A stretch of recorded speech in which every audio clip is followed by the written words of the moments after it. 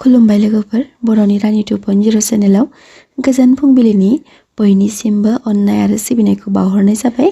दिनै 7 एप्रिल 2026 मंगलबार बाराय।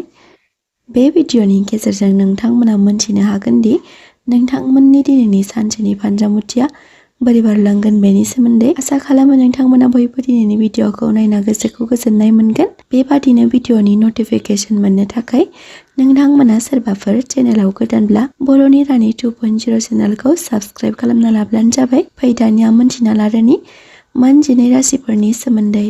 गिबि राशि महरै मेष राशि। राशि बायदियै मेष राशिफोरनि सुबुंफोरा दिनैनि सानाव गासैनिबो गोसोखौ गोजोनग्लाय होनो हागोन। गुबुनाव दावबायहैनो हागौ। नखराव बिसि फिसानि गेजेराव अनज्लायनाय फैगोन। फिसाफोरखौ लाना असान्ति मोनखांनो हागौ। हरखाबै थिरांथा लानाया नुकसान खालामनो हागौ। दिनैनि मोनफ्रोमबो आगानखौ सोलो आरो बोलोजों आवगायलांनाया मोजां। गोजाम खोथा बाथ्राफोरा बेरखांफिननो हागौ, जायजों इयुनाव मोजां फिथाइ थायगोन। केरियार फारसे मोजां। गोदान प्रजेक्टआव खामानि मावनो हागोन। थासारिया दिदोमै बारलांगोन। गुबुनाव फैसा दाहार होनायनिफ्राय सांग्रां जानाया मोजां। सावस्रि बिथिङाव देहाखौ लोरबां मोननो हागौ। मेष राशिफोरनि दिनैनि खाफाल गोनां अनजिमाया जादों 1, 3 आरो 9 आरो खाफाल गोनां गाबा जादों कमला गाब आरो गोजा। वृषभ राशि। राशि बायदियै दिनैनि सानाव वृषभ राशिनि सुबुंफोरा खाफाल गेवगोन। फालांगियारि बिथिङाव गोसो जगोन। खायसे बिथिङाव सानै हयै आगान होनाया मोजां। नखराव गोरोबलायनानै सोलिलाङोब्ला गोजोननाय मोनगोन। केरियार बिथिङाव सांग्राङै सोलिलांनाया मोजां। सावस्रिया मोजाङै बारलांगोन। बायदिसिना बेले-बेजे साननायनिफ्राय जानगाराव थानाया मोजां। धैर्य हमना खामानि मावलांनाया गोनांथि। वृषभ राशिफोरनि दिनैनि खाफाल गोनां अनजिमाया जादों 8 आरो 10 आरो खाफाल गोनां गाबा जादों निला आरो गुफुर। मिथुन राशि। राशि बायदियै जानाय लोंनाय बिथिङाव सांग्रां जानाया मोजां। गथ' गथायखौ लाना जिंगासिनो हागौ।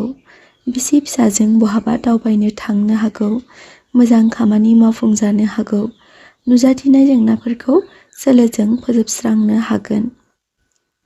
गोजाम खामानिफोराव मुलाम्फा मोननो हागोन। थासारिया गाबगोनां जानानै फैगोन। मोजां मोनलायनायफोरनि थाखाय मोजां सान। मिथुन राशिफोरनि दिनैनि खाफाल गोनां अनजिमाया जादों 5 आरो खाफाल गोनां गाबा जादों गोथां। कर्कट राशि। राशि बायदियै दिनैनि साना रंजा बाजायै बारलांगोन। थासारियाव आवगायलांनो नाजानाया मोजां। बहाबा दावबायनो थांनो हागौ। सुथुरफोरनि थाखाय गोसोखौ सान्थि मोनखांगोन। आय बांहोनो हागोन। सावस्रिया गोग्गोयै बारलांगोन। खरसाया बांगोन। कर्कट राशिफोरनि दिनैनि खाफाल गोनां अनजिमाया जादों 7, 4 आरो 2 आरो खाफाल गोनां गाबा जादों गुफुर। सिंह राशि। राशि बायदियै दिनैनि साना फिथाइ थायहोगोन। आरजाथावै खामानिफोरखौ गोसो होनाया मोजां नङा। सानै हयै थिरांथा लानाया मोजां। मोजां लोगोजों गोरोबना खामानि मावलाङोब्ला मोजां। गोजाम खोथाफ्रा गोसोखौ लोरबां खालामगोन। केरियार फारसे मोजां। सानै हयै थिरांथा लानाया गोनांथि। लाइमोनफोरा जिउनि लोगोरि सायख'ना लानो हागोन। नखराव खुसि नुजाथिगोन। बहानिफ्रायबा मोजां रादाब मोननो हागौ। सिंह राशिफोरनि दिनैनि खाफाल गोनां अनजिमाया जादों 1 आरो 2 आरो खाफाल गोनां गाबा जादों गोजा आरो रोजा गोथां। कन्या राशि। राशि बायदियै दिनैनि साना गाबगोनां जानानै फैगोन। गोरबोजों गुबुनखौ हेफाजाब होनो सानखांगोन, नाथाय गुबुनफ्रा बेखौ गाज्रि नोजोरजों नायनो हागौ। फरायसाफोरा सोलोंथाइ फारसे गोसो होनाया गोनांथि। खामानि फारसे बांनायखौ नुनो मोनगोन। गोजाम लोगोजों लोगो मोनलायनो हागौ। गुबुनाव रां दाहार लानो गोनांबो जानो हागौ। सावस्रि बिथिङाव सांग्रां थानाया मोजां। जानला मेनला सम हगार हरनाया मोजां नङा। नखराव आलासि फैनो हागौ। कन्या राशिफोरनि दिनैनि खाफाल गोनां अनजिमाया जादों 5 आरो 4 आरो खाफाल गोनां गाबा जादों गोथां। तुला राशि। राशि बायदियै दिनैनि साना नोंथांमोननि जिउआव खुसि लाबोनो हागौ। खामानि फारसे गोसो होनाया गोनांथि। नोंथांनि हान्थिनाय लामायाव सोरबा हेंथा होनो हागौ। जिउनि लोगोजों गोरोबलायनानै फैबाय थानाय समाव मोजां थांखि लानो हागोन। राशि बायदियै धोन बांहोनो हागोन। केरियार बिथिङाव राफोद महर लागोन। नखराव अनज्लायनाय फैगोन। तुला राशिफोरनि दिनैनि खाफालगोनां अनजिमाया जादों 9, 8 आरो 6 आरो खाफालगोनां गाबा जादों फान्थाव गाब आरो गलाब। वृश्चिक राशि। राशि बायदियै थासारिया गाबगोनां जानानै फैगोन। फालांगियारि बिथिङाव मोजां डिल मोननो हागौ। मेगननि जेंना नुजाथिनो हागौ। बे बिथिङाव फाहामथायसालियाव फोरमायथिनाया मोजां। जिउनि लोगोफोरजों गोरोन्थि बुजिलायनो हागौ। केरियार फारसे आवगायलांनो हागोन। नखराव मानिबा नारसिनथाय साग्लोबसारनो हागौ। सासेया सासेनि खोथा खोनासंनाया मोजां।